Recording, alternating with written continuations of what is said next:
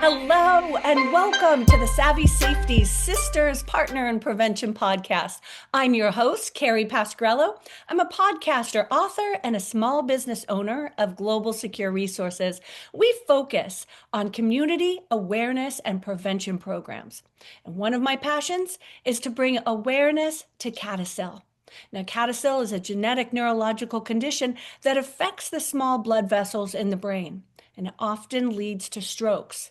It's frequently undiagnosed or misdiagnosed.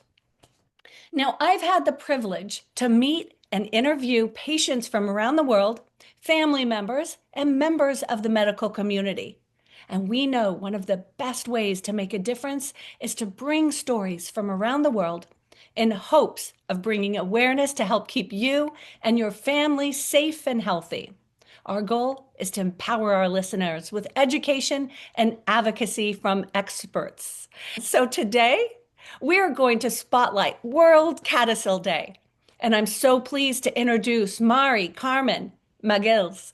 Now, she's the founder and president of the CADASIL Spain Association. So welcome. I'm so happy to have you join us today from Barcelona. Can you introduce yourself, Mari, and tell our listeners a little bit about yourself and how you started this organization? Hello. Hi, Mari. How are you? Very well. Thanks for. Se me ha olvidado. Espera. Thanks. I want to apologize if I do not express myself well in English. Because of CADASIL, I have lost many abilities, and also this is sad and painful for me.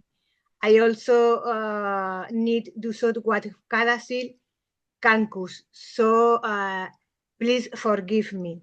No worries at all. So please introduce yourself and tell us a little bit about your organization. Yeah, I created the association because my family and I have lived through the pain of CADASIL for many years. My father just this is my brother too, and I also live with CADASIL. I feel that families in Spain need that support, information, and place to feel understood. I used to work in a newspaper distribution company, but in 2000, then I just stopped working because of my health. From that moment, I decided to dedicate my time to helping families and raise awareness. Thank you so much. Such important work that you're doing with this association.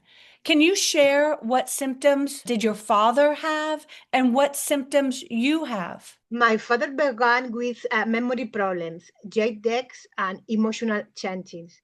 With time, he lost mobility, and now he cannot get up from bed. It is very hard to see my father like this. In my case, CADASIL affects my memory and concentration. When I read, I cannot retain information, and this is very difficult for me because I have an 8-year-old son who needs my help with schoolwork. Sometimes I lose words or I jump from one idea to another. The symptoms are painful, but I keep fighting every day. Oh, Mari, you are really doing so much for the CADASIL community by sharing your story and by sharing your story of your father and your brother. I appreciate this so much. You're really helping other people. Now, my next question for you is, what do you think is the most important thing today about raising awareness for CADASIL? The most important thing is visibility. CADASIL is still too unknown, even among doctors. We need to speak, share our stories, and show the reality of this disease. Families must unite. Associations must work together, and governments and pharmaceutical companies must see that we exist. We are here, and we need help, research, and support. So true. And it's interesting that you mention that oftentimes people in the medical communities don't know about CADASIL. So bringing awareness not only to the families, to the support, but also to the medical community is so important. You're so right. Now, do you believe, and this is a really great question for you, Very. do you believe that a cure exists? Oh, of course. I believe that one day cure will come.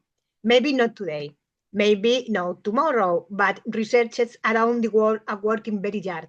Doctors like Dr. Arboleda and Dr. Muin in Spain, Dr. Israel, and, and many others international are giving us job. We must keep supporting research because job is what keeps us fighting. That is so true. And we just had an amazing fundraiser here in Boston. It was amazing. And we had Dr. Joe Abaleta Vasquez as one of our speakers. It was a phenomenal day. We had well over 100 people attend. It was an amazing, amazing awareness day here in Boston. And we need many, many more because this is the key to the cure. So I want to ask you one other really important question because we are almost on the day of World CADASIL Day. So can you share a little bit about World CADASIL Day and the significance of December 10th? Birthday of my father. It's because of your father's birthday? We're Yeah. so thrilled to honor him, honor your father on this specific day of World CADASIL Day, his birthday, December 10th, and we will always Thank, remember him. thanks.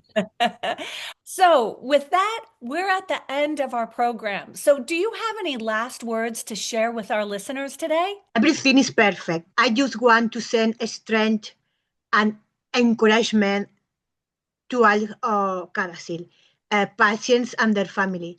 I am here for whatever you may need. We all might support, always. Oh, your organization and all that you're doing is so important. So I want to thank you, Mari, for building a supportive community for patients and their families on this journey with CADASIL. It's critical to have a space where families can find help and support.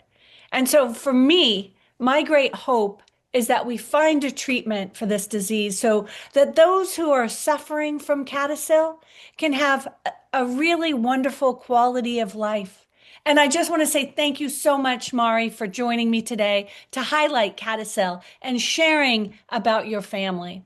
Now, currently, there is no cure for CADASIL, and this is why awareness is so critical. We need more research, and we hope one day there will be a cure. Until then, we need to focus on supportive care, including practical help, emotional support, and counseling, which all can be very helpful for those affected and their families. So to learn more about how you can help, please visit Mari's organization, visit Think CADASIL, and visit Cure CADASIL.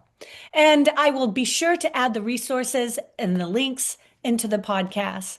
So take care, and we will see you next time on the Savvy Safety Sisters. All the best. Thanks. Thank you.